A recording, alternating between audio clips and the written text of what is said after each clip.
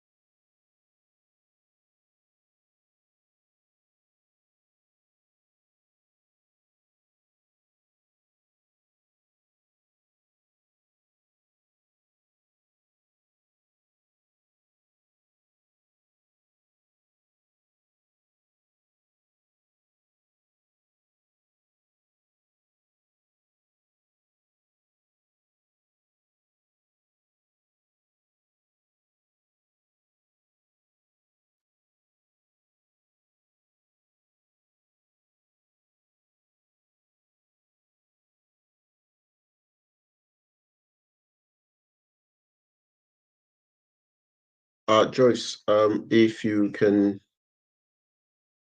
take over for us to start, because we've got almost 22 minutes past the hour, and yeah.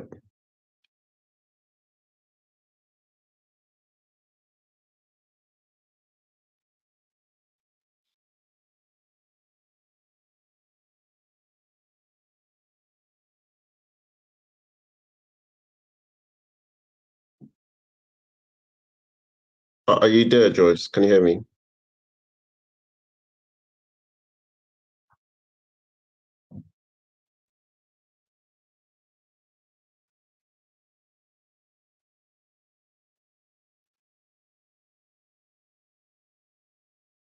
If you speak in, you're muted, so if you can unmute and then.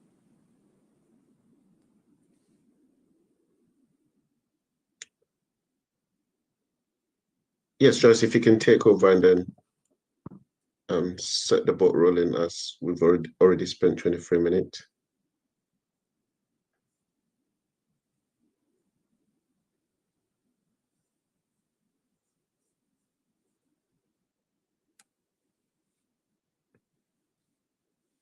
Good evening, everyone. We will begin the meeting with an opening prayer. Blessing, could you lead us in prayer, please?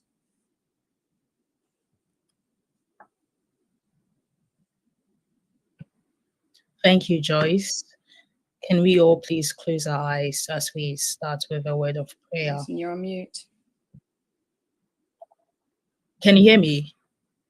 Yes, I can. I hear you now. Okay.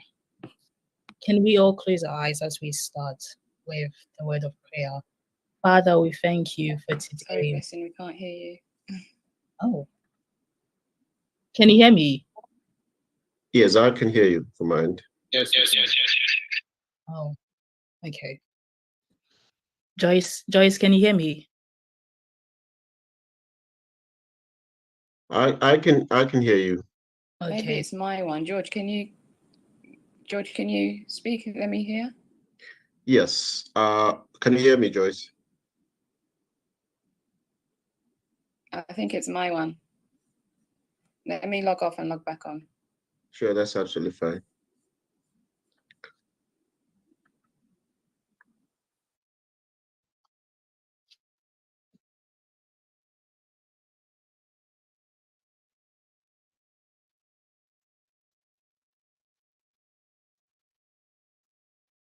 Blessing, you want to proceed with the word of prayer, please? Okay.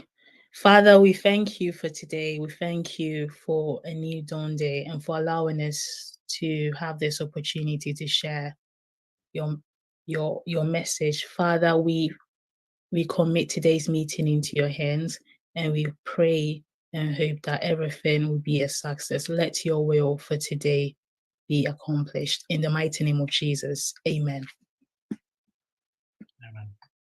Amen. Amen. Thank you very much for short but very powerful prayer. We've just got Joyce back onto the line. Joyce, can you hear us, please?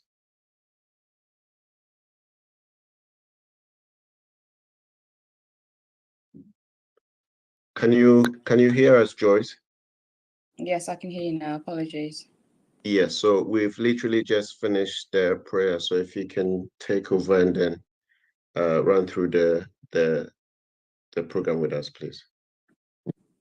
Thank you so much. Apologies for that technical glitch. Good evening, all. It's wonderful to have you all here today to discuss the proposed credit rating system in Ghana. As Ghana looks to develop its financial infrastructure, the role of a credit rating system cannot be understated. I hope that this meeting will be insightful and productive as we delve into the significance of a robust credit rating system and how it can be implemented in our context. Welcome once again, and thank you for making time to attend. Please note that this call will be recorded. I will now pass on to George, our South London youth organizer, to introduce the execs on the call. Thank you. George, over to you. Very well. Thank you very much, Joyce, for that address. I would want to take this opportunity to thank every one of you for joining this evening, leaving your busy schedules to be part of this evening's session. We are grateful for your time.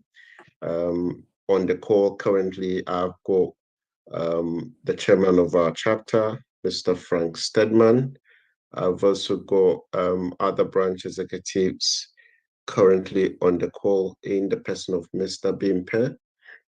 And I've got Mr. Ike Price Asante, who happens to be the youth commander, my boss, to be precise. I've also got Pascal Navele, who is the immediate past TESCON president. We believe that as we move on, there will be some other executives joining us this evening. So at this point, I would want to invite our chairman to give us his remarks for this evening's session. Thank you very much. Thank you very much, George. Good evening, everybody. As George has said, my name is Frank Edusei Stedman. I am the chairman of South London chapter, and today I cannot really be any other thing but quite elated to see the future leaders of our country, of our continent, Africa, taking upon themselves to really perform what I call technical civic duty, to explain to us the importance and the benefits of such a critical component in the modern way of life, which is credit score. I think they've chosen a very credible topic, something that will really inure to the benefit of our country, our continent, and ourselves. And I know that they will do us justice by going through many topics so that we will really get to understand what that is all about and its key benefits. In this digital world, you cannot do without things like credit scoring. The question that I always ask myself is, we have a lot of businessmen. Well, when I say a lot, when you compare it to the population, maybe not that a lot, but we have some key members of society in Ghana who are regarded as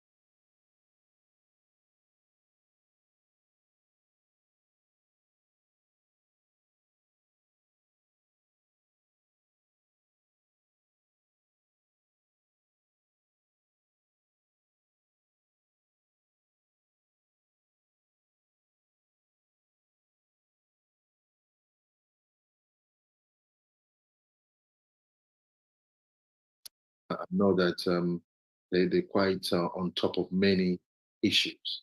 So what can I say? I wish you good luck. The people that have joined, I want to say thank you for your time, especially being a Sunday. So George and the team, Joyce and the team, I'll hand it over to you, and we will all be listening in as you bedazzle us about the benefits and the importance of credit score. Thank you once again. Chairman Frank, for setting the tone for today's meeting. We'll now move on to the credit rating presentation. If you have any questions, please do post them in the chat. Questions and answers will be taken after the presentation. I'll now hand over to George, Nana Tom, and Kwame Osei, who will guide us through the next session, which is our presentation.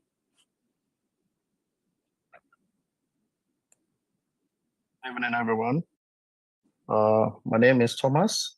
You can just call me Nana Tom. And I'm happy to see everyone joining us tonight. I will be talking about the overview of this topic, the credit scoring system. And I have divided it into 3 key points. First of all, we will look at what the term credit scoring system means. And we have a very brief definition, and I'll see what I can do throwing more light on the meaning of it. So when we say credit score or credit rating, what exactly is it? We have a very simple definition which says it's a statistical analysis which is performed by lenders, to determine how credit worthy an individual or a business is. There is also another definition that says that a credit score rating system is designed to assess an individual's credit worthiness. And this is very, very crucial for lenders, in deciding or determining whether to approve one's credit application or to just deny it. And we have 2 main forms of credit scoring system, which is the FICO and the Vantage. And a typical credit score spans from 300 to 850. But before we get to that, let's delve a little bit more into what the credit score is. In the UK, I think most of us who live in England, who live and work in England, we tend to know more about credit score because it's part of us. One way or the other, you access credit facilities to get loans for your business or family stuff. You secure loans for your mortgage. You take out credit cards for your everyday spending and day-to-day activities. So we are much more familiar with this system, and it's basically to determine your credit worthiness. So if they give you the money and you're not going to pay back, they will not give you the money. So all we have to understand now is, let's see how the system itself works. I'm just going to jump off a bit from the main slides just to make it more interactive and relatable. So let's touch on how the system works. The first point is data collection. So credit score, it's basically all about numbers, and it's based on the information from your credit report, which includes your payment history, outstanding debts, the type of account or credit account you have, and any form of credit inquiries that you've made within the last couple of weeks. Because if you tend to make a lot of credit inquiries, it could have a negative impact on your credit score. And the modeling itself, which I did mention earlier, which is the FIGO. The FIGO simply means Fair Isaac Corporation's credit scoring system. And about 90% of lenders tend to use this FIGO system. And in the UK, the main three credit referencing companies, which is Equifax, Experian, and TransUnion, they tend to use the Vantage score. Let's see what factors influence the scores. So I did mention your payment history. So payment history makes about 35% of the decision as to whether they should grant you the loan or not. And your credit utilization, that is how often you use credit, or let's say how often you use your credit limit. Let me put it that way. And another thing they tend to look at is the length of your credit history, which makes up about 15% of it. So if you've had, let's say, your credit card for a very long time and you've been very honest with it, you've been up to date with the payment, they tend to favor you a lot more because you're considered as someone who is very, very stable in terms of credit, giving you credit. And the other 10% is the type of credit account that you have, which could be a mixture of credit cards, mortgages, loans, and all that, and whatnot. So let's look at how they calculate this credit scoring. So they have it's just a formulation. They have a way they put all these numbers together, and then it generates what range or what score you fall under, and then that determines whether they should give you the credit facility or not.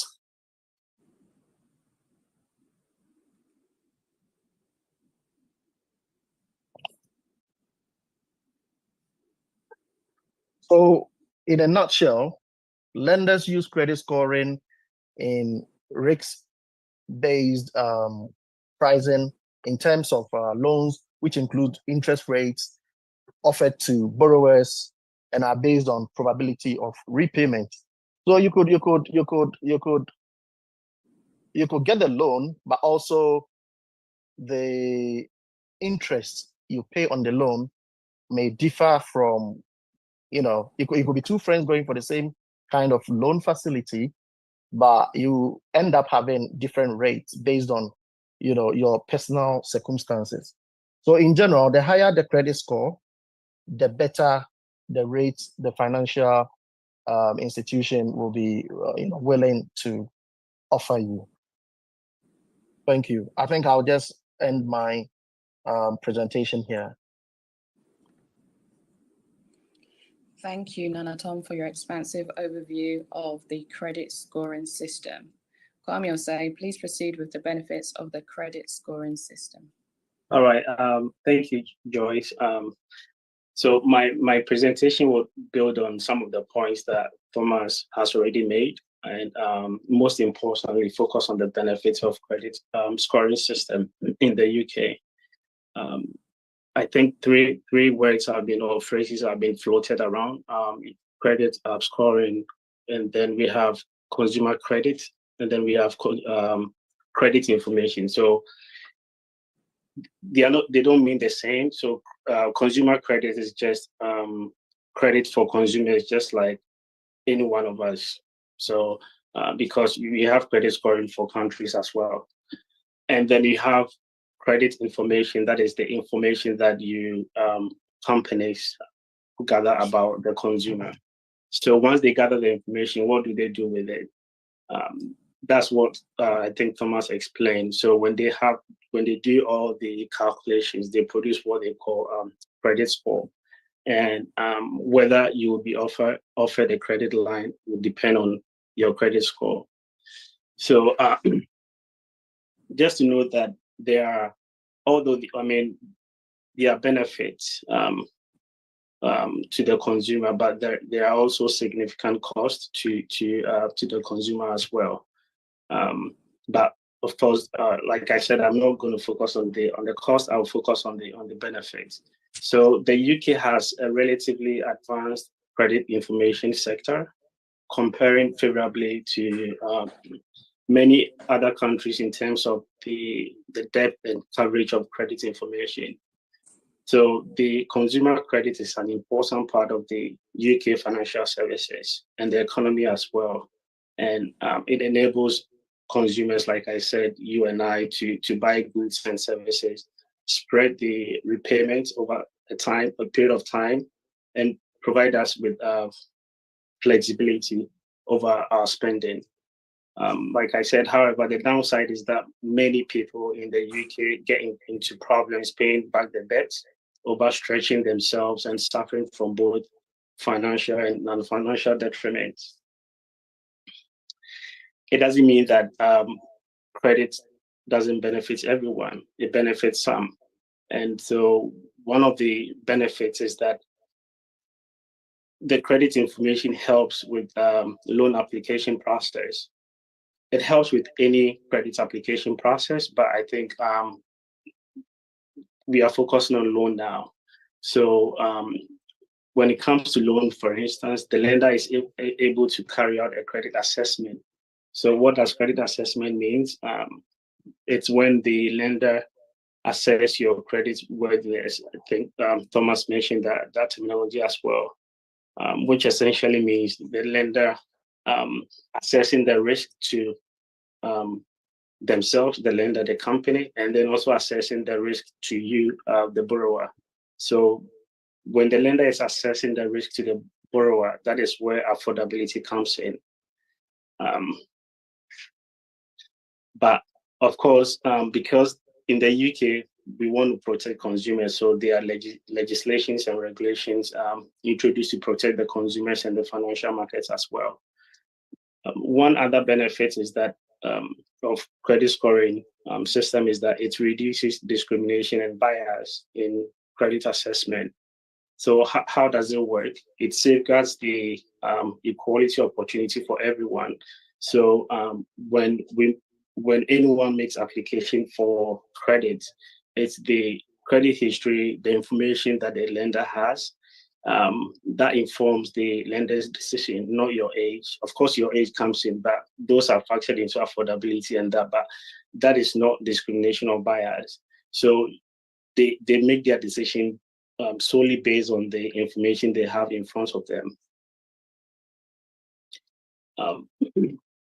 The third benefit is that currently, with credit scoring, it's about information gathering. And it's been very, very huge. For instance, with advanced technologies, some companies are even changing the way credit decisions are made by using AI. And I know that back home in Ghana, we talk about digitalization, but in the UK, for instance, it's increased the speed of transactions. So when you make an application, for instance, within a second, you get a decision. So which is something good to have. In the UK, we have some companies, not some companies, but we have companies that we call credit references agencies. I'm sure you come across them. They are CRAs, so they gather the information about you, about the adults in the UK, your previous address, your payment history, the credits that you have, your bank accounts. So they gather the information. And when you make an application for credit, they pass on that information to the lender, and the lender assesses the information to make an informed decision. So, but of course, when it comes to data, there are data protection laws that safeguards to make sure that the consumer's information are protected, and that they are consenting to any data that they want to be shared with the lender. So George will speak about how it will also benefit in Ghana, but I think it will be one of the key things that in Ghana they would have to consider with our data protection, how to get information from consumers and how to get consumers to consent to their data being shared. The fourth benefit is that it helps qualifying for better terms. What does it mean? We've talked about your credit score. So when you have credit score, depending on how good it is, it determines what the amount of credit that you'll be offered, and it determines whether you'll be denied at all. So when you make an application for a credit or application for a loan, your credit score determines the lender, whether the lender is going to refuse your application or grant you the credit, but then determines the scope of that credit limit. We've talked about, I think maybe the last point that I want to talk about when it comes to benefit is that it bridges the gap between the poor and the rich. I mean, it sounds simplistic, but what that means is that depending on your salary, you would be, and then depending on your credit score, you would be able to apply for things that ordinarily you wouldn't have money in your savings for. So, but because you have good credit score, helps you get access to funds to purchase or make huge financial transactions. I think that is those are the benefits that I want to. Joyce, can you move to the next slide? I think. Sure. George, could you move to the next slide for us, please? I mean, if it's all, I think if that's all about benefit, then I'm okay. Maybe just let me touch on collateral. So there are types of loans. We have secured and unsecured loans. So with unsecured loans, mostly it's based on your credit ratings. For secured loans, that is what you are tied to an asset. So and mostly it's for huge sums of money when you want to borrow huge amount of money from the lender. So that is where collateral comes in. Not collateral, but yeah, in terms of having an asset that the lender can attach their interest to. So in case you default, they'll be able to get that from you. So I think that must be yes. So thanks, everyone. I'll pass on to Joyce and then maybe to George as well. Thank you, Kwame Osei, for sharing the benefits of the credit scoring system in the UK. George, please lead us through the rest of the presentation. Right. Good evening to everyone. Can you hear me, Joyce? Yes, I can hear you. Thank you very much. Good evening to everyone, and I would be taking us through the potential benefits that would accrue to the people of Ghana if credit system is started or enrolled in Ghana.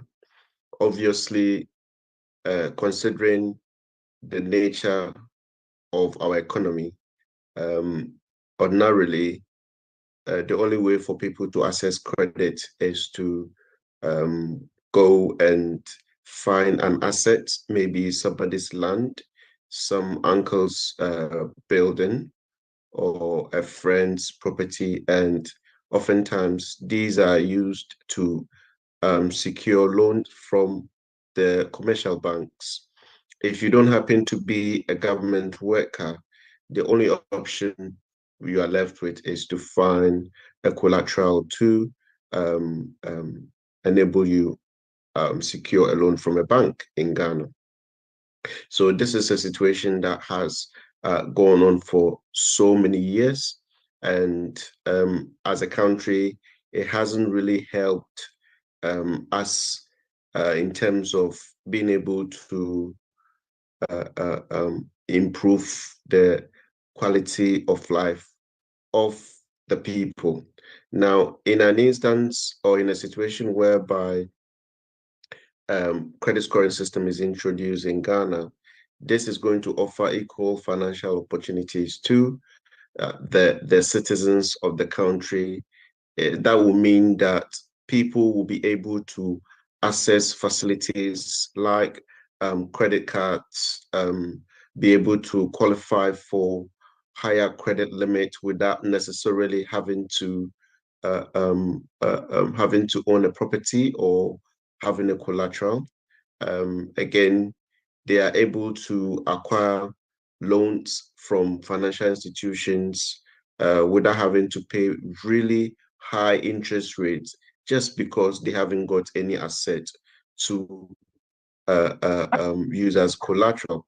Now, what then happens is that their details, their address, their identification, their personal information is then used, as my earlier colleagues have elaborated on, those information that has been gathered then becomes a security to give them this opportunity, whether you are from a rich family or whatever your background is, you are still able to access these products. That is one of the benefits if the credit scoring system that the current vice president has assured Ghanaians of its being a reality. This is what has actually helped a lot of people living in the UK to be able to live a reasonable and a comfortable life to a large extent. There is also greater access to financial opportunities. This in itself means that instead of usually people having to go to specific commercial banks, this wouldn't be the case. But then there is the ability of individuals to access loans even though they are not business people, but say they would want to acquire a property, a home for their comfort.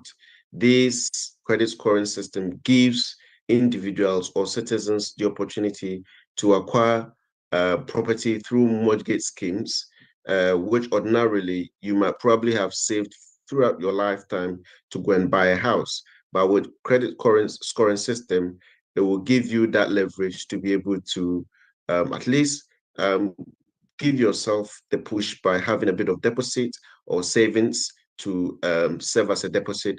And then subsequently, your database, your credit worthiness then becomes the guarantee for the chunk sum of the mortgage value.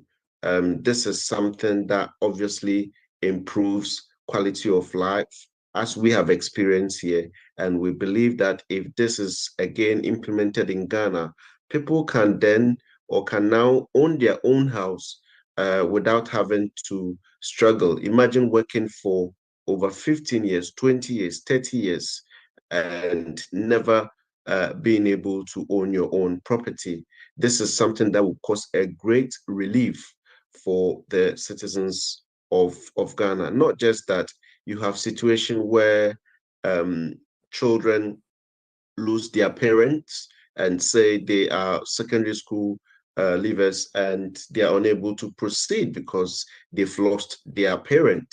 So what this then happens is that whatever career, whatever option that you would want to take in life, nonetheless, if you haven't got anybody at all and you've taken care of your details, your database properly, you are then able to access this financial opportunity on any facility, educational facility that, I mean, any training that you'd want to engage yourself in, and then use your credit worthiness to improve yourself,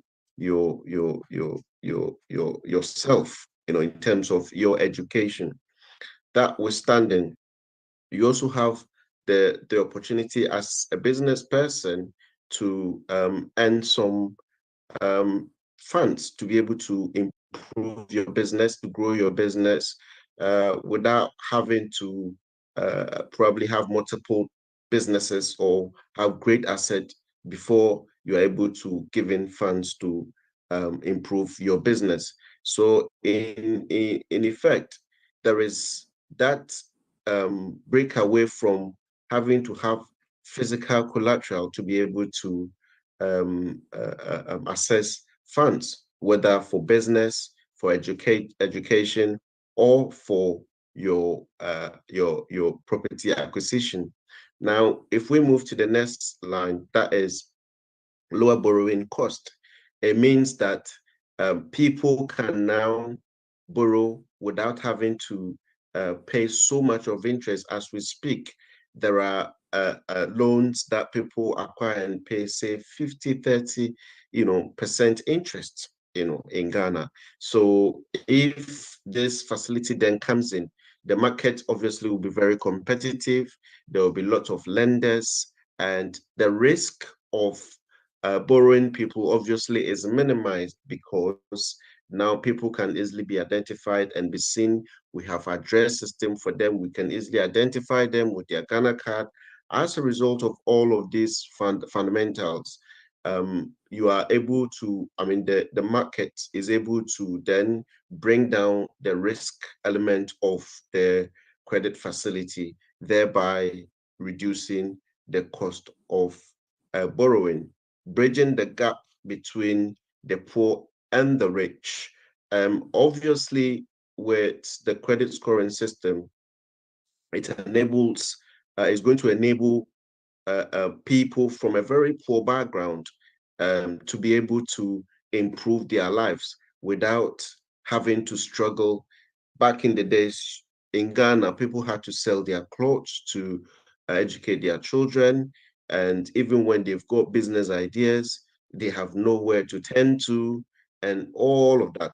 However, knowing that this credit scoring system is going to be dependent on individuals' conduct and actions, it would go a long way to also give an opportunity for someone living in Tuabodom or Fantiakwa, somewhere, where there is literally sometimes no hope to be able to, say, grow a business module and become financially successful, just as somebody from East Legon can also walk into Ghana Commercial Bank and then equally access funds to increase his capital base through their business. So this is the only opportunity that will give everybody that fair play to be able to access funds.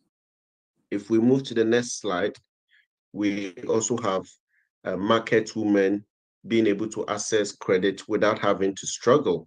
Oftentimes, when you go to speak to our market women, they often complain about how they are able to, how they struggle to find loans and capital to increase their operations. It is either they are pinned to a susu company, which only when you contribute is when you get.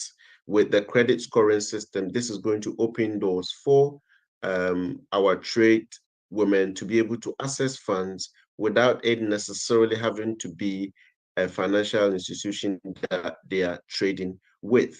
It is also going to give them that competitiveness to be able to choose which other option that they really, really want, and not something that will be imposed on them.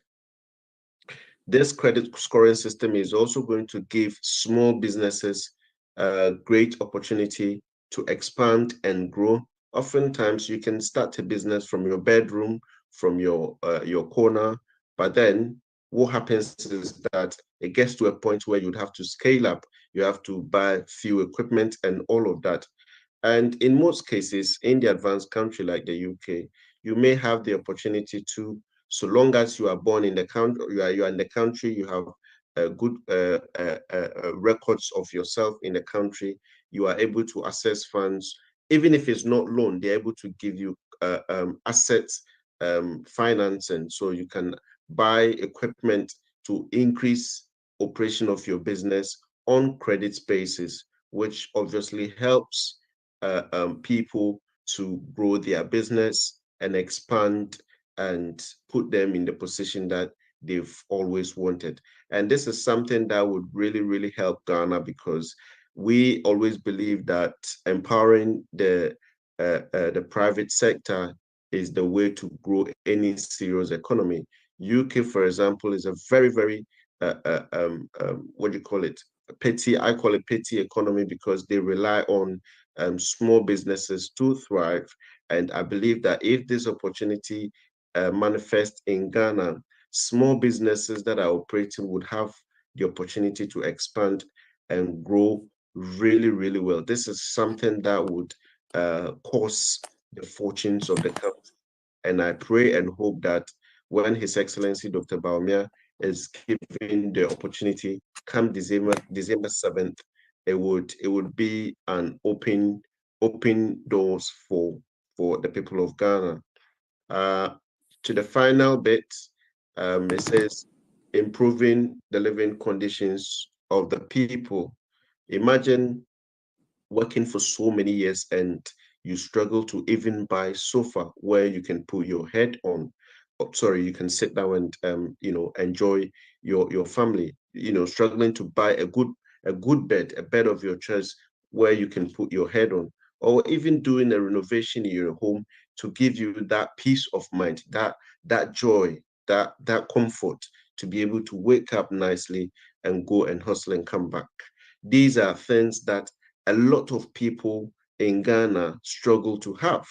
And we believe that in due course, when this credit scoring system is introduced in Ghana, it will go a long way to improve the lives of the people, just as we have here.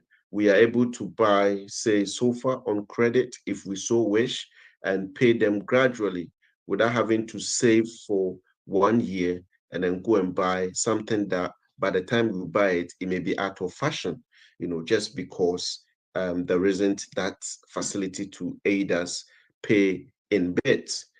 In the same way, if we want to improve our home in Ghana, most homes in Ghana, depend on secondhand TV, secondhand sound system. Everything is almost secondhand. Most homes, but with this kind of facility or this kind of policy or program, if it gets enrolled in Ghana, people can now work, and be able to enjoy a very decent and quality of life that would improve their productivity and their lives in Ghana. Just few or 2 points to draw all of us attention in terms of the credit scoring system is a very, very essential part of any serious economy. However, it's important that it's being introduced in Ghana. You ensure that your details are kept safe. You ensure that you don't share your details anyhow, because that is the fundamentals of your credit structure. In terms of your personal details, your bank details, your postal address, which is your postcode now, your details on your Ghana card. Don't just drop your Ghana card anywhere and think that is okay. You need to make sure that you protect your data, because if you want to value your Ghana card, then value the stress you go through to go and find a guarantor to guarantee your loan. So this is a caution that we would share with the people of Ghana and whoever that is on the call as well. Again, it's also important that in as much as it's a very positive and very great opportunity for people to leverage their spending and borrowing and improving their quality of life, it's also important that from start, anything that you buy, say from MTN, Momo, and anything that we get on credit, we have to cultivate the habit of paying gradually, because those are the things that would be looked at to give us the credits that we want in the long run. So on this note, I would want to leave it here. And Joyce, just to share with all of us, there are few testimonies that may be shared by the studio if he's ready to share the video with us, please.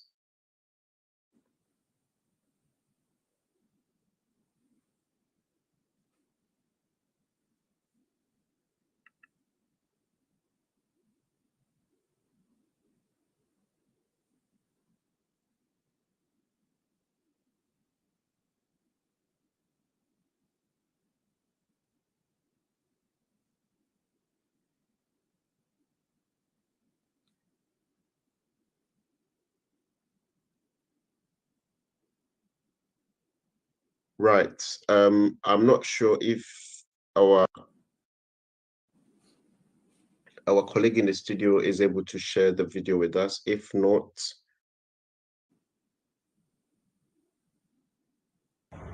Hello, good evening everyone. I hope you're all doing well. My name is Thomas Abo. I'm a property investor based in Kent, Maidstone to be specific. And yeah, my good friend George asked me to share personal testimony with regards to credit scoring and what I've been able to achieve by the grace of God in this country, the UK. Purely based on credit score. And so, as most of you may or may not know, the Western system is purely run on credit scoring.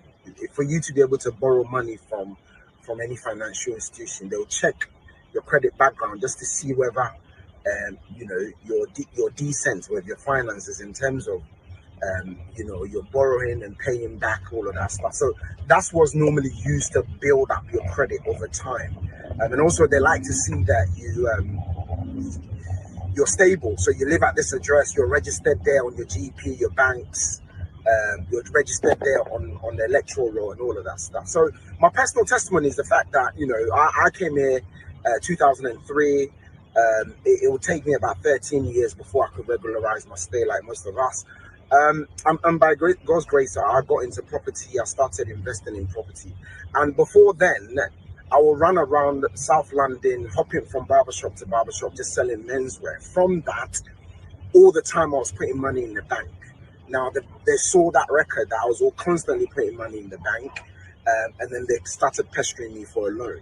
So the first time I took a loan, I added it to a savings, and then we were able to then get a mortgage to buy our first family home in Maidstone. Fast forward, this was in 2016. Fast forward, you know, from 2016 till now, we've managed to build a healthy portfolio of 7 properties all in the Kent area, purely because we've kept the record clean in terms of credit. So we borrow, we pay back, we borrow, we pay back, we borrow, we pay back, and by God's grace, we become credit worthy. So I'll encourage anyone and everyone, if you're looking to do anything meaningful in the UK or in the Western country, then it is very important that you tidy up your credit. Whatever it takes to keep it clean, you do that. And once you're able to build yourself up to that point, you become unstoppable, really, because the banks are in the business to lend, and they're looking for trustworthy people to lend to. So yeah, in a nutshell, that is it. Thank you so much for watching. God bless. Good afternoon, abusuafoɔ. Ɛyɛ mo a mo nuabaa Mrs. Nkum. Hajia Miriam Baumia from Wale. Ɛna mechiachia mo yi. I hope so bia ho yie. Ewie mechia mo enye bone. Ɛyɛ credit scoring no. Ɛna mepɛ medi ho adanse kakra kyerɛ onua.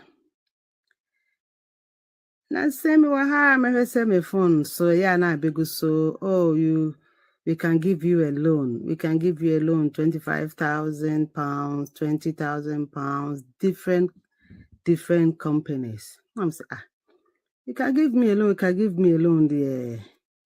I'm say okay, my main share.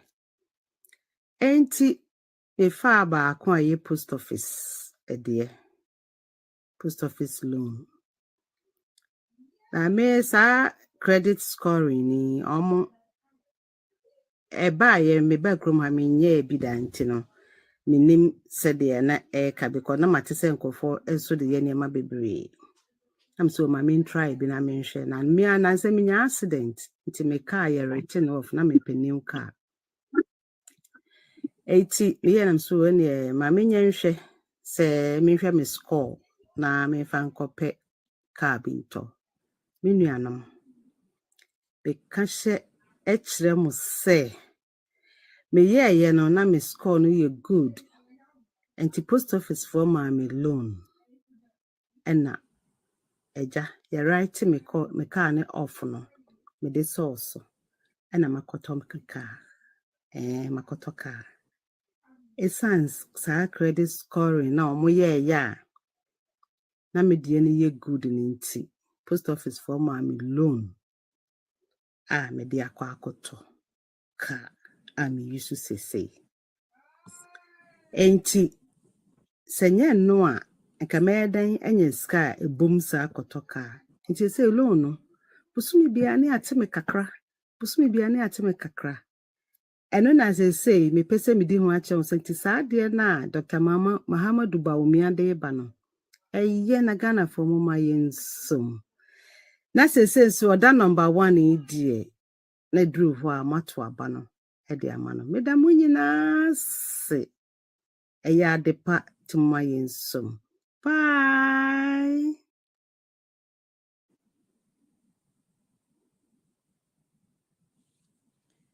Thank you, George, Nana Tom, and Kwame Osei for the informative presentation.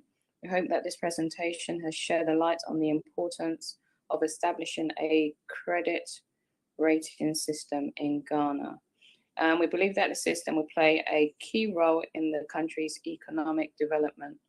We will now open the floor for questions, and Blessing will facilitate this session. Blessing, please facilitate. Thanks, Joyce. Thank you. So at the moment, I can't see any questions on the platforms, but I can see Bismarck has raised his hands. Can you please drop your question in the chat box and we can take it from there?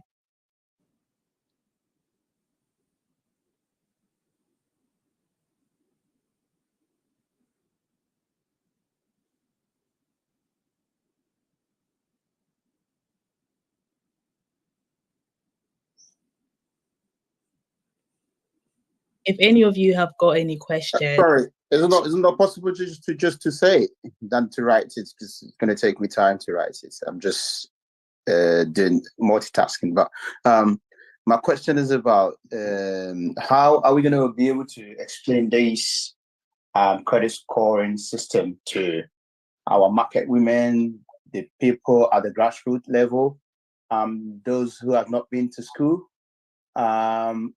How are we going to? I mean, we in the advanced countries, we know what credit scoring system means, but there's something new that Dr. Bawumia is bringing to Ghana.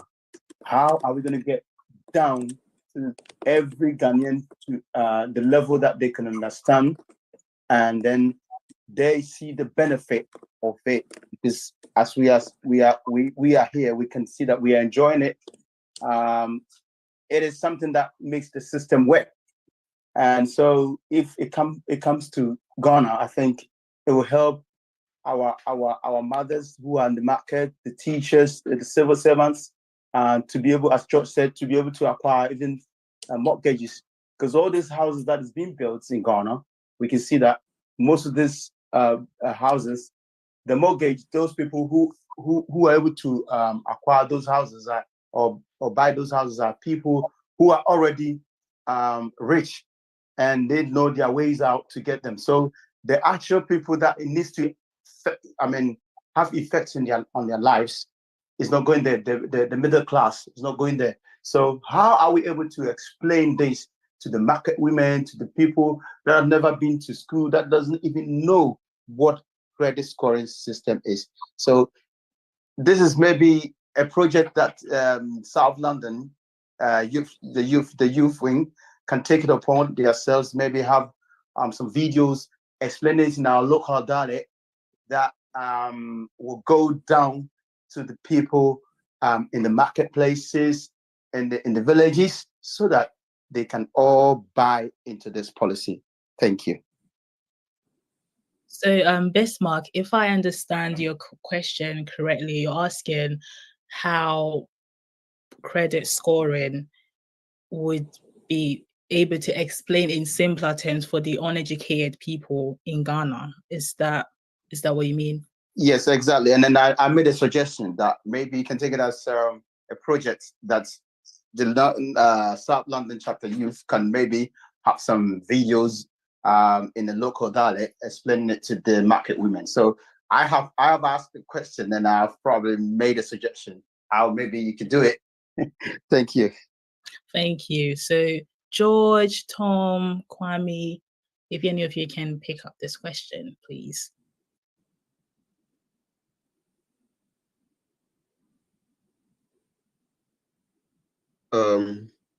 Yes, I think it's a very good suggestion, and is in order in terms of as a political group, it will be important to get this explained to the people. In fact, it's part of the reason why this call was placed, so that we could share it to as many people as possible. We've got this streamed on Facebook as well and on YouTube, just so that a lot of people in Ghana can have access to, because they normally would prefer to connect via Facebook and YouTube.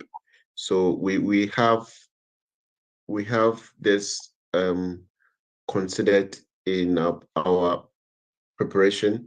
As they saw on the slides, we had a session that generally talks about the whole the whole presentation, and then the session that talked about UK specific, and then the last bit which zooms into what is actually the situation in Ghana. So this is something that we've talked about, and we included that in our presentation. So yes, Bismarck, we'll take this on board, and we'll obviously collaborate and work together, please. Thank you. My pleasure. Okay, thank you. So we've got 2 more questions in the chat box. Joyce is asking, what does one need to become credit worthy? I think I can take that if that's okay.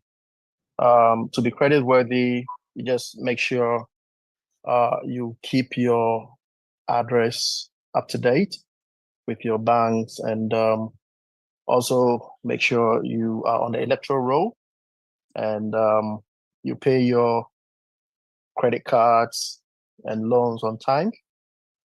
And also, if you don't need the money, don't go around trying to apply for too many credits within a short space of time. Okay, thank you, Joyce. I hope that answers your question. And Douglas is also asking, how are those living in the rural areas in Ghana going to understand the system and its usefulness?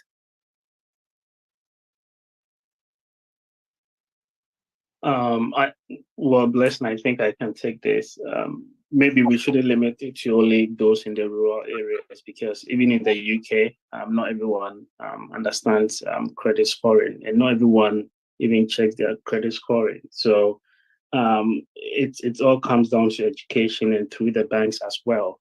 But obviously that goes through regulations as well. So if we are thinking about implementing this in Ghana, we have to partner the banks as well, because now with Momo, I'm sure people still have access to the banks. They go there for financial advice, and so through that, like the testimony, it was a bank sending maybe an email or a letter to someone that you're eligible for a loan, and through that she got the loan. So we'll be maybe using the banks as well and other smaller financial institutions to propagate that information about credit scoring.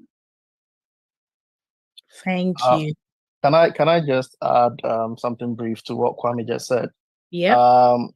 Traditionally, we tend to sometimes underestimate the people in the rural areas. And we need to understand that everything that is in the city or in the outside world, they tend to have a traditional way of doing it in the villages. I don't know. I grew up in Ghana, so I remember a system they call Sandaho. I'm not sure if anyone has had it. Have you heard it before, Sandaho? So technically, Sandaho, it's what traditionally they use to test someone's credit worthiness. So if they are selling stuff, they go around, they'll lend you the stuff, and then they'll come either weekly or monthly, and then you'll be paying bit by bit. If you don't honor the payment, you will not get a next batch of goods. So in a way, that is a traditional way of testing one's credit worthiness. And in Ghana, they call it Sandaho. It's not, you cannot replicate it to the credit scoring system, but that is how it works in a way, So I just wanted to put that across. Thanks, Tom. We've also got Albert asking 2 questions. First question is, what infrastructure is required for Ghana to establish a comprehensive credit scoring system? And his other question is, do we have an idea of what is available and what is required to build a comprehensive system to facilitate the implementation in Ghana, knowing the known impediments?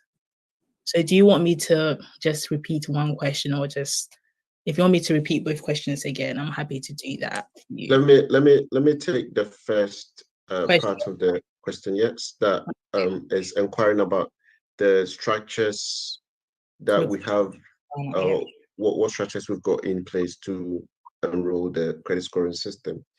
As a matter of fact, if we all recall, our vice president made a statement that if the fundamentals of our economy is weak, our exchange rate will expose us. And fundamentals of the economy includes especially the database of the citizens. That is, how much knowledge the country has over its citizens. That is essentially the data of the people. And this is something that we have failed to do as a people. And fortunately, this government managed to execute that in a short space of time. So as we speak, Ghana now has a database of its citizens, fairly accurate or very accurate database of the citizens, as people have been made to verify biometrically of their data. So that is one. And database obviously is one essential part of basis in determining somebody's credit worthiness. I mean, knowing the person helps in determining, in knowing the person, and then subsequently determining the credit worthiness of the person. Now, the other leg of the infrastructure is address system. We've managed to now have a postcode system, which is very strategic and even robust than what we even have in UK. Now, to the specific, Ghana now has a 4x4 meter squared postcode specific to each property. 4x4 meter squared postcode specific to each property. What we have in the UK is almost the same, but then the size differs. So UK, you go to a location, use the postcode to go to a location, then you would have to find the door number. But what Ghana has done is that they've actually used the postcode to identify the door. So they've actually taken us closer. This has actually, or is actually going to help in facilitating the credit scoring system in Ghana, because the accuracy of the data has even been further improved. So it is on these wheels that would help build a strong foundation of our economy, on which credit scoring system and several other economic programs would be built on. So Albert, if you ask that question, this is the explanation that I can share with you. Blessing, can you repeat the second question if I'm able to take it, please? Okay. Do we have an idea of what is available and what is required to build a comprehensive system to facilitate the implementation in Ghana, knowing the known impediments? Right. So as we speak now, there are organizations that were tasked to start, working on this, but because it's not a rolled out program, we cannot speak to the specifics. But it's an ongoing program or project, and when this is all completed, the details in terms of what has been done will be shared to the people of Ghana. And I can predict that it wouldn't be too far from what we experience in the United Kingdom. Thank you, Blessing. Thank you, George. And Blessing, if I may add, oh, is that Kwame? Yeah, Thomas, go ahead when you're done. I can come in. Right. I think George has said a lot, and I think he left out the key element, which is policy. So we have the target group, which is the population. We have the infrastructure, which is address system and Ghana card, and we have the institutions already in place, which is the banks. So the main thing to add up to the puzzle or to the board is developing a policy, if there is any, and that after developing the policy, we can now regularize it and then implement it. But the key component in this puzzle is developing a policy. Thank you. Yeah, maybe to add to what Thomas you just said. So to make sure that the policy doesn't fail, that is where you think about legislation. For instance, in the UK, we do have Credit Act 1974, which deals with the consumer credit, and then you have credit rating regulations. So the credit rating regulations are about or deals with the credit rating agencies. They collect data about or data from the consumer, and again we have what we call GDPR, data protection. So you have all these pieces of legislation coming together to make sure that the policy doesn't fail at the implementation stage. So how this would be rolled out is also thinking about the policies one, and then the legislation to back the policy so that it doesn't fail. Thank you. Hi, George, and everyone. I think I just want to add to this because I'm just listening to you, and I think the question is very important, and we shouldn't miss a key point here. First of all, legislations already exist, consumer legislations, GDPR, they are all there, the banking sector. But the most important thing, based on the question that I think was Bismarck asked, is you see, under the leadership of His Excellency Dr. Bawumia, who is vowing to lead our nation, Ghana, what he's done, he tells his story. And I really want us to pay key attention to it. You see, before you embark on such things, he's done a lot of piloting stuff that people may not be really aware. One of the first things that he championed when we came into government was interoperability. That is a crucial aspect of bringing all the financial institutions together so that it will bridge the gap when we get to integration aspect of sharing data. In a digital age, it doesn't matter where you are. Remember, even in this country, you will get people who don't have credit history. They wouldn't have any history because maybe they haven't used a credit card before to buy anything. or use anything online. They may be even new in this country. But thanks to the digital age, any data point, whether you access Facebook, whether you pay your rent somehow manually and it's recorded somewhere, they can be leveraged to tell a story or paint a picture about a person. That is a key thing.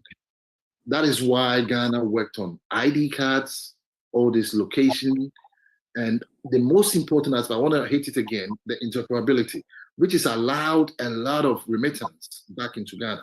Remember, before MPP came into power, before you can send money back home, you'll be asking questions like, oh, are you on MTN? Are you on Vodafone? Are you on this? Because the surcharges were even different. But the moment that kicked in, it doesn't matter what network anyone is on. They can be used locally and internationally. The number of remittance or money exchange, what do they call it in Ghana again? When Momo, when they send the Momo stuff, it is actually creating a digital footprint. Every time you send Momo, it's building a history about the person sending it. So now, even before the policy is fully implemented, the financial sector are not going to start from zero. They have some data that they can use to paint pictures about individuals. So the infrastructure is there. We have solid data centers in Ghana now, which have been championed by the government. The financial sector and now can talk to each other. There's now more financial inclusion because anyone can use their phone to do financial transactions and whatever, which builds financial footprint. So your question is very valid, but the government has done a lot to bring all these things together, backed up by policy, and I'm pretty sure when Dr. Baumia becomes the president, he would definitely be able to implement this without any hitch or any glitch. Thank you very much. That's all what I wanted to say. Thank you.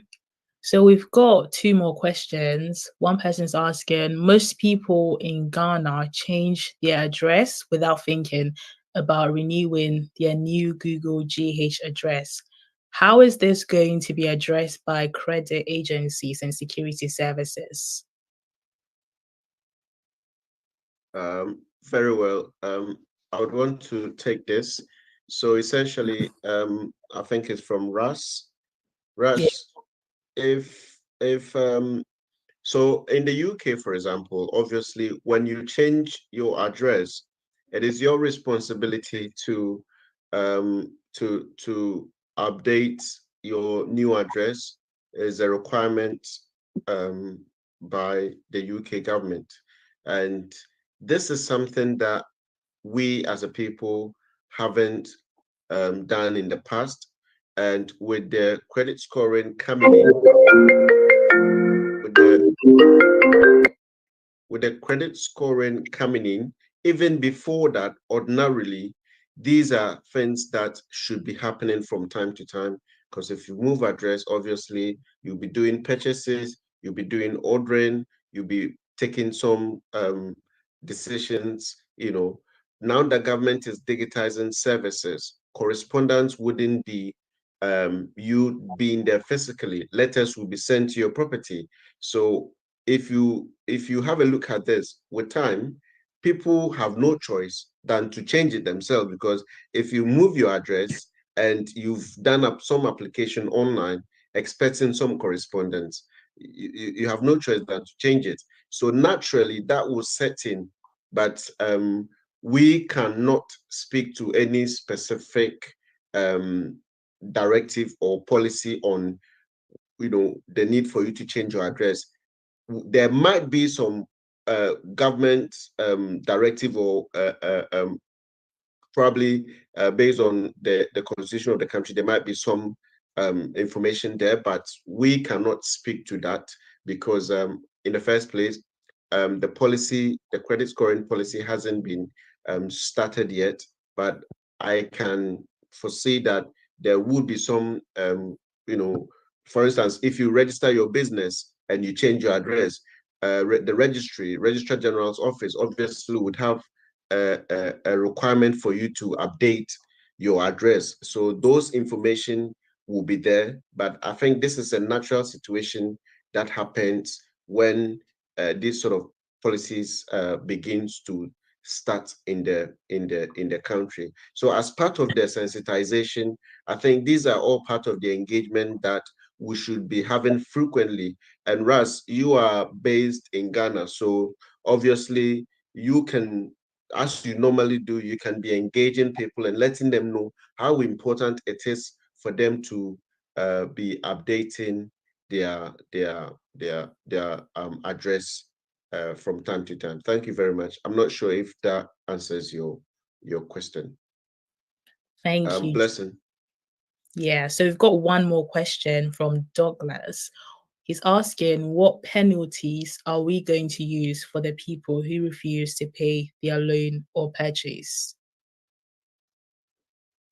Obviously, banks and financial institutions have their specific charges or penalties that they apply to defaulters. So these are things that ordinarily happens anytime you acquire a loan and you don't pay. You either get a percentage charge on top of the initial loan taken. So these are traditional banking operations, and I don't think that would change. I mean, in the long run, just like we experience in the UK, if you don't pay, they take it away. So or you get charged with penalties. So it's exactly the same system that would be running. I mean, something similar that would be running in Ghana. And we should bear in mind that the credit scoring system is not or will not be like an exclusive institution on its own. However, they will be running on the wheels of the banks, of the Susu company organizations, of all the financial organizations, of the mortgage companies. So they wouldn't have a different wheel. They would just be running on these existing financial institutions for people to be able to access credit as and when they need them. Thank you. Douglas, I hope that answers your question. We don't have any further questions. If anyone has got any further questions to ask, please drop them now, or I can pass over to Joyce. Okay, thank you, Bless. Joyce, I think we have one more question. Is it just mine, or can I see one more question? Oh, yeah, I can see it now. That's all right, go on. Yeah, so Bismarck is asking, what are the possible challenges we may face introducing credit scoring system in Ghana? So to be fair, obviously every program or every policy comes with its own challenges. Even communicating to people for them to understand is a high barrier that the government would have to deal with. Sensitization, explaining to people what it is on in itself is a barrier. The other bit is to do with data protection, looking at how our economy is not really formal. That is where my major concern, or personally, my concern is, because you have a situation where, with the loving nature of Ghanaians, they would always want to help. Oh, use my phone and place the call. Oh, use my ID and use it to buy it. We are so caring that sometimes we lose track of our safety. And that is where I personally believe is an area that the government would have to sensitize the people, how important it is for them to guard their information, their personal data, and also to ensure that they understand any decision that they are taking before they end up destroying their credit history. So, and also getting them to understand the concept. We have a group of people who may want to go and even deceive them that when they accept the credit scoring system, it might probably take all their money away. I know a group of people who can go and convince the ordinary Ghanaian. So that those are the challenges I think that the government might be facing, and other ones that might be emerging. But so long as there is that preparedness and the willingness for the government to introduce this, I think with time we'll be able to overcome and get this rolling smoothly. Again, every country differs. The credit scoring system in the US is a bit different from what is in the UK. So obviously, as a country, they may be tweaking and modeling it in a way that it will be suitable for our economy. So I believe that as and when the challenges come, the country or the government will be able to make the necessary adjustment for it to flow smoothly. Thanks, George. Ross is also asking another question.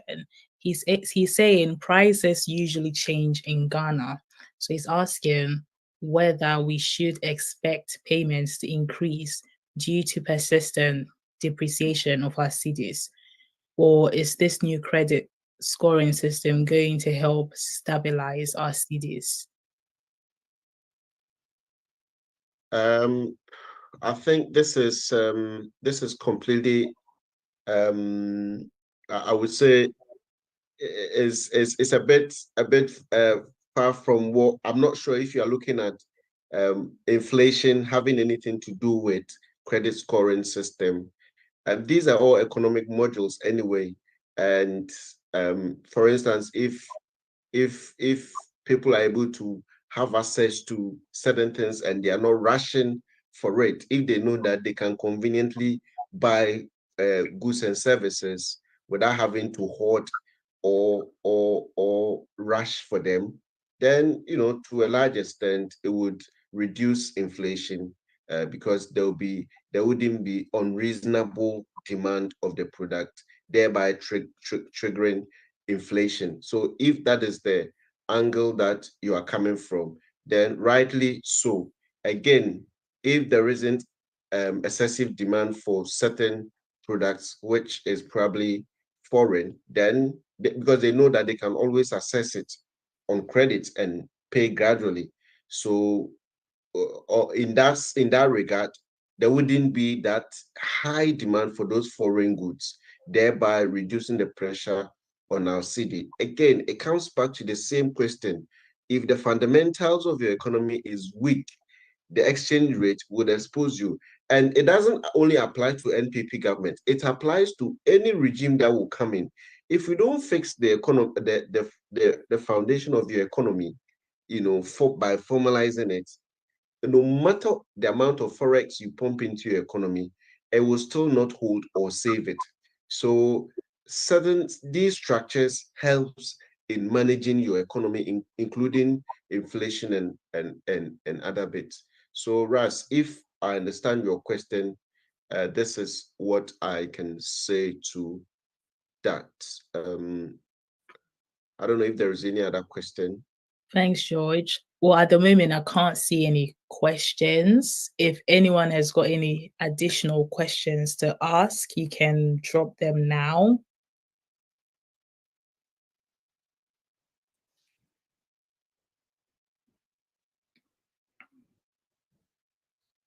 And I have checked the other platforms as well. I can't see any questions over there.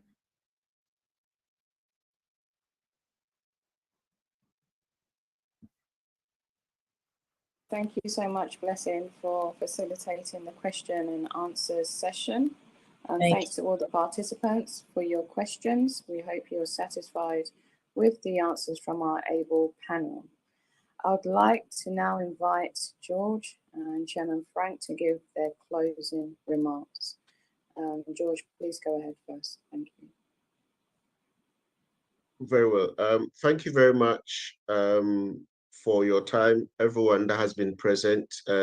Big thank you to my team, Joyce, Thomas, Blessing, and Kwame. You've been amazing in putting this together. Without your support, it wouldn't have been possible. I'm so proud of you, and I'm privileged to have such a team to work with.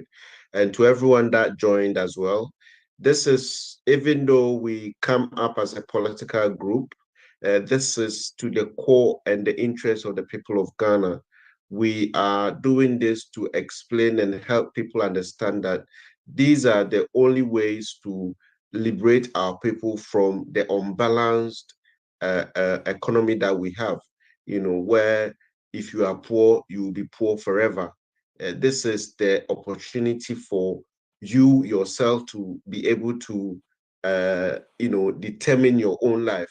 When this is introduced, then we can say there's fair grounds, because your response, your ability to be responsible by ensuring your payments are done on time will enable you to have access to credit.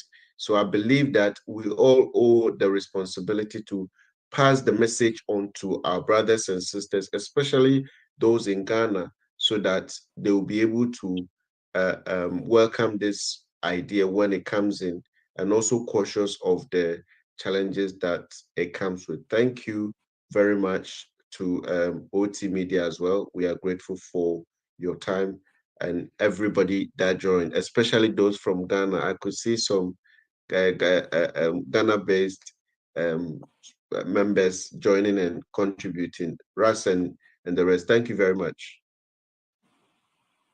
Chairman. Right. What can I say? I can only say, first of all, let me formally acknowledge, I can see a few branch executives here. I can see, I think chairman, second vice chairman of the branch was on. Fully acknowledge. IB. I think the treasurer joined as well. Asma, Mr. Asma. Fully acknowledge. I can see Marlene, the lovely Marlene. She's always fully dedicated to the cause of Ghana, if I can put it that way. And anyone else that I may have missed. But I just really want to say that, you guys have done your civic duty by really taking it upon yourself to explain to Ghanaians the laudable policy intent by His Excellency Dr. Mahmoud Bawumia. I think that compact that is put forward for Ghanaians about the credit scoring is such an important policy. If it's implemented to the core, it will benefit each and every Ghanaian. Credit scoring doesn't want to know which home you are from or who you are and all those kind of stuff. It only wants one thing, and that is your commitment to be able to pay back. You can even have something as simple as a business plan, and financial institutions will support you to champion your vision, to turn them from dreams into reality. That is how important credit scoring is all about. It's a game changer.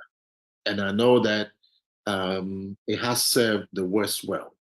And I know that it will serve Ghana well. So let's all embrace it and help His Excellency Dr. Mahmoud Bawumia and his team bring that into fruition.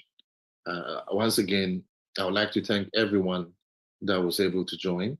I'm sure, just as Bismarck said earlier, I want to add my voice to that. Such a laudable team from South London chapter. I think you've got work to do. What you've started, you cannot just finish it like that. I think you need to follow this one up, just as Bismarck said, by really reaching out to Ghanaians in different dialects, so that people will really understand more about this credit scoring initiative by His Excellency, the Vice President, Dr. Mahmoud Bawumia. I think it's a very, very good idea. And if we can all support and help bring this into fruition, Ghana will benefit and Ghana will be in a better place. Remember, once you sign a credit agreement, I think someone asked a question about the fluctuation of currencies and all that. Credit agreements always comes up with whatever the interest is going to be when you sign it. And that is not going to change based on currency fluctuation or anything like that. And that's another benefit. So the more you can show that you are able to pay back, you're able to fulfill your side of the agreement, the more that I think financial institutions will embrace you. So once again, thanks everyone. It's Sunday, but I've been monitoring the numbers. It keeps going up. The dedication is there. We can only get better as a nation. And I know that we will be better under the laudable policies that have been put forward. It is possible. And let's all believe in that. Thank you very much. Thank you, Chairman Frank. Also, thank you to George. So on behalf of the South London chapter and South London Youth Wing, I would like to express our deepest gratitude to all our participants today. We appreciate your time and your insights. Thank you to everyone for your engagement, and we look forward to further collaboration. We have been blessed with a wealth of information about the credit scoring system this evening. We are enlightened with knowledge which we shall continue to communicate to facilitate our campaign. We'll now conclude with a prayer. Let's bow our heads and pray. Heavenly Father, we come before you with the hearts of gratitude. We thank you for the successful meeting we've just had, for the wisdom shared, and for the guidance you have provided throughout our discussions. Bless each and every one of us as we go our separate ways. May we work together in unity and with integrity for the betterment of all. We ask this in the name of Jesus. Amen. Amen. Thank you all for attending. Have a wonderful day ahead. Good night.